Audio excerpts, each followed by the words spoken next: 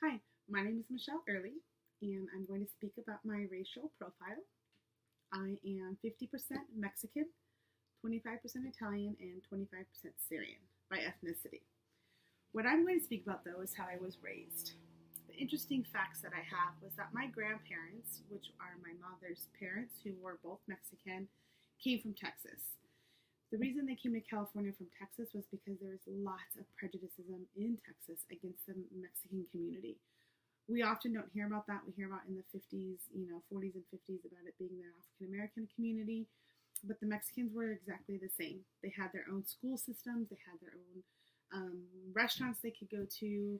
They had all of the stuff that we read about in history about separation and segregation was also true for the Hispanic community. So my grandparents came out to California. They landed in Redondo Beach.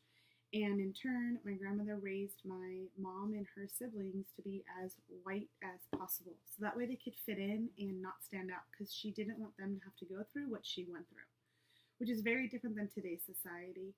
You don't have that from immigrant families anymore. That's not something that they want to do, at least that I've heard of.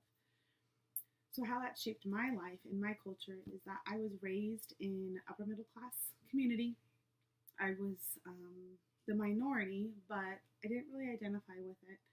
My grandparents ended up earning a lot of money. They were really wealthy, so in turn, I had a lot of privileges that all of my other friends had. But on the other token, on the other hand, there were some things I definitely didn't have. I was very fortunate though. In high school, I grew up and I had friends of all different ethnicities. Maybe we kind of all stuck together. I really didn't feel any sort of prejudice against me personally until college. But wow, what a prejudice I got. One story I'll share is that it was with my first roommate. She was from Massachusetts. And the first time she met me, she wouldn't even shake my hand. She wouldn't touch me. Within hours, when I came back into the room, she had a sheet up. And I heard her on the phone saying that she's with a dirty Mexican and she's going to do everything she can to change roommates.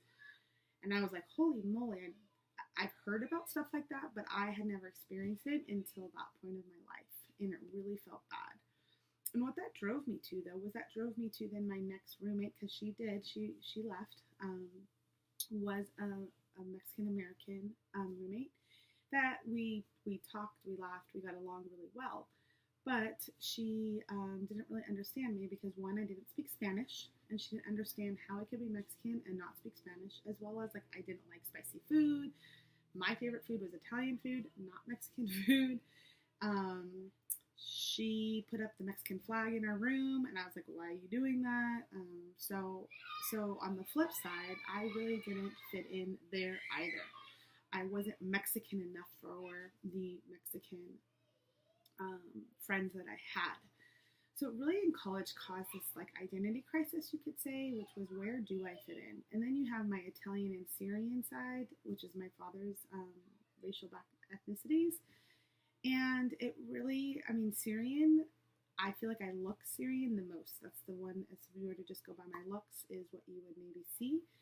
Italian, though, my father was the cook of our house. He was raised on Italian food, so he then cooked a lot of Italian food, and that happens to be my favorite food. And that's really how I identify with those two cultures, is through food.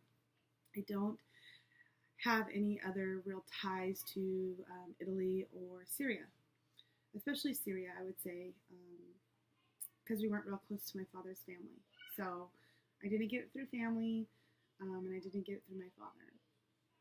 With that, I would say just a second time that I experienced some prejudice, which I'm really grateful that I really haven't had prejudice in my life, but there have been a few instances due to my racial background. I will put that caveat out there. Another instance, I was with one of my best friends at the time. She's this beautiful white woman, blonde hair, blue eyes, 5'7", and she lived in Newport Beach. So we were in Newport Beach at a grocery store buying our dinner, and the woman behind the counter who was serving us says, "Oh, that's nice of you to bring your housekeeper with you."